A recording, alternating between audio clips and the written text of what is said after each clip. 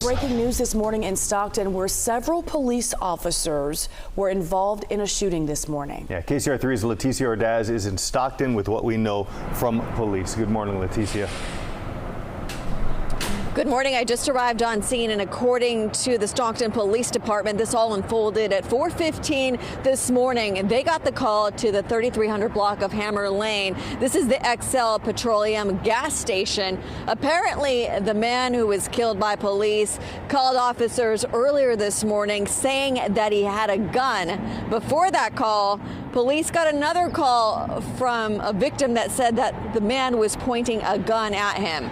So officers rushed to the scene out here, and we are told at least 5 officers fired their weapons, killing that man. When they say that man that had called them, that told him he was armed, ended up pointing the gun at a citizen here that was at the gas station. That person was not hurt. Officers were not hurt, but this is an active investigation. You see the SWAT vehicle that responded out here earlier. We still have a body of that suspect that ended up dying on scene, so his identity has not been released. This is going to be a long process. We saw Stockton police flying their drone overhead, collecting evidence out here. You can see all of the crime tape up, the number of officers out here. This is an active investigation, and this gas station is going to be shut down for quite some time. Officers still don't know what led that man initially to call police and why that man was armed in the first place. A lot of questions out here this morning, and we are waiting for the coroner to arrive on scene as well. But one person has died in this officer-involved shooting.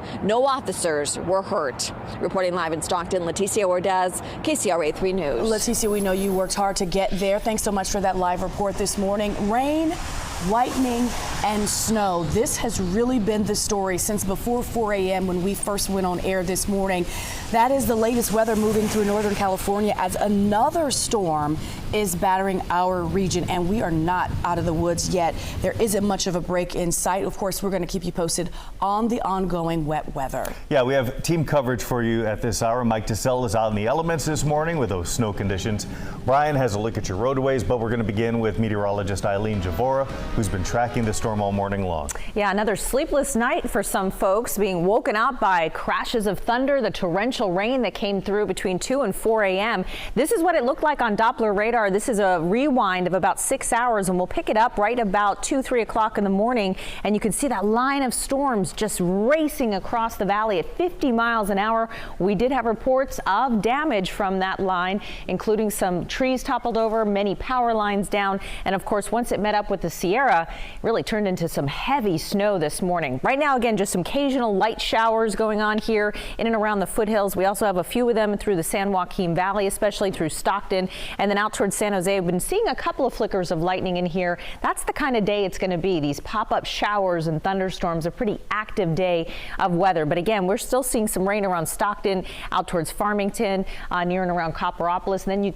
transition to snow at around 4,000 to 5,000 feet. The snow is very heavy around 6, 7, 8 o'clock this morning, letting up slightly over the past hour or so, but I'll tell you what, that's still whiteout conditions because we can't see down the road at all here at Donner Summit as the camera is shaking. The wind is still elevated here as well. Now, thankfully, we will not see the wind like we saw in the wee hours of the morning today. It'll stay up around 20 to 30 miles an hour at times. We had a gust to nearly 70 miles an hour in San Francisco today when that line went through at 2 a.m.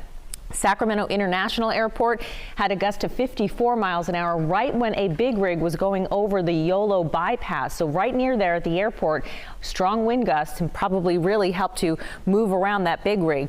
Lincoln, Ione, all seeing wind gusts above 50 in the wee hours of the morning. So did Auburn, and then out towards Copperopolis, where we were under not only a severe thunderstorm warning, a tornado warning early this morning, had a gust to 72 miles an hour right as that line of storms was moving on through. So quite the activity this morning. Again, watch out for the pop-up storms later today. Over to you. All right, thank you so much, Eileen. The storm was really intense earlier this morning. And someone caught a rare sight on video. Take a look.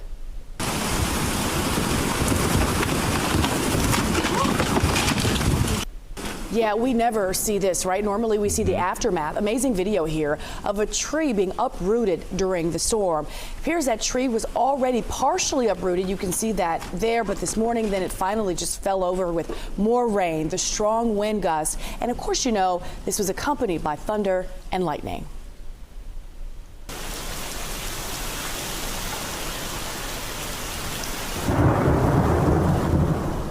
Yeah, who needs an alarm clock? More lightning and thunder during the downpour, this time in Citrus Heights. This is video from our viewer Josh Mendoza, just a downpour there earlier. And take a look at what we saw in the valley. That snow hitting the Sierra hard as well. Yeah, KCRA 3's Mike DeSalle has been there all morning. He's joining us now live from Nyack. So let me see, Mike, any snow right now? Gosh, it's been definitely snowing off and on there all morning since we've been talking to you. What's the condition like now?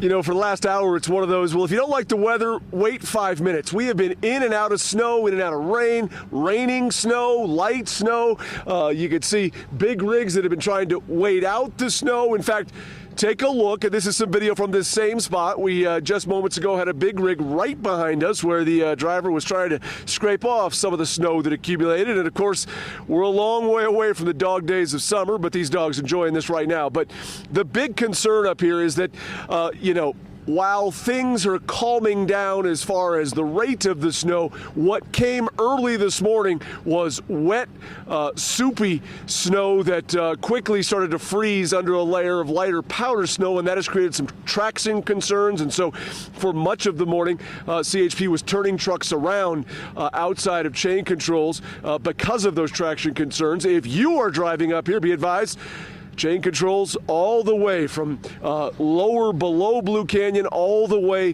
to Nevada. Multiple reports of some people getting up and starting to drive in the South Lake Tahoe and the Truckee areas and spinning out or getting into fender benders. So be safe. Back out here live right now, getting kind of misty snow, if you will. But again, good to see something like this. We finally have snowbanks back again.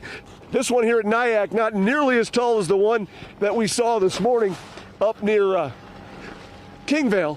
But as you can see on the tree, we got snow on the trees. We got snow piling up from all the snow plows, pushing the snow off the parking lot.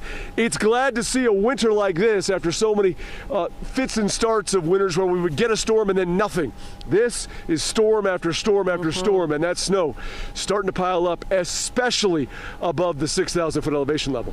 You know how you can tell that Mike is in great shape? He just made it up that snowbank, and he continues to talk without missing a breath. Yeah, not at all. Not out of breath at all. We love his live shots. Mike, thanks so much. Going up is easy. It's the going down part that's hard. All right, be Just careful. roll on down. You won't be live. Don't worry. All right, thanks, Mike. All right, take a look here. Big rig is hanging off the bypass, or was hanging off the bypass. This was early this morning.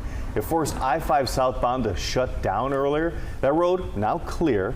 But let's get to Brian Hickey for a look at the current conditions out there on the roads. Yeah, they did say they'll be doing some repair work on the guardrail at some point, so watch out for crews doing that. But yes, I-5 now open, I-80 open with no concerns here either. This is a look at Greenback. Traffic very light out there this morning. Freeways are dry. No delays on 5, 50, 80, all looking good. 99, no problems there. Florin Road continues to be a problem. This is right east of Elk Grove, Florin Road, and Hedge Avenue. We've got power lines that are down there. SMUD's aware of it. A ticket's been filed, but still not there, and that section of Florin remains closed this morning. But as we take a look at the broad picture here, things have really cleared up nicely where this was just loaded with icons earlier this morning, from spinouts to roadway flooding and trees down. Stockton looking pretty good as well. No issues to report here. So things really have settled down after that storm caused a lot of havoc this morning on our area roadways. As you saw, Mike, at Nyack, this is what it looks like further up Interstate 80 up around Castle Peak. Continues to dump up there. And we do have chain controls from Nyack to the Nevada state line on Interstate 80. Kybers to Myers on Highway 50, and Highway 88 remains closed between Peddler Hill and Kirkwood. And by the way, for the truck drivers, they are turning drivers around at Applegate and also at the Nevada state line due to traction problems. Back to you. Brian, thanks so much. And folks, we want to show you a look at the current conditions right now. There are more than 35,000 people across our area without power. Sacramento County making up the most of those outages right now. You're going to see all the folks in our area that are without power in the orange there. Now remember, we're talking about customers without power. So of course, Mike, we're talking about the number of people being even greater than that. And Sacramento County, again, with more than 14,000 customers in the dark as of last check. And later this morning, we're going to be joined by PG&E to talk specifically about their outages, what crews they are doing to get the lights back on. That interview is coming up at 9:30. And new this morning, San Joaquin County has been added to President Biden's federal emergency declaration. Now this morning, Representative Josh Harder announced that San Joaquin was added to the list of more than a dozen states. That list already includes Sacramento, Stanislaus, Placer, and El Dorado. That means federal services and funding will now be available to deal with the flooding and the storm damage and to help folks who have been impacted by the series of storms. And we'll be tracking this weather throughout the day, of course, for the very latest alerts sent to your phone. Just download the KCRA3 app and turn on those push alerts.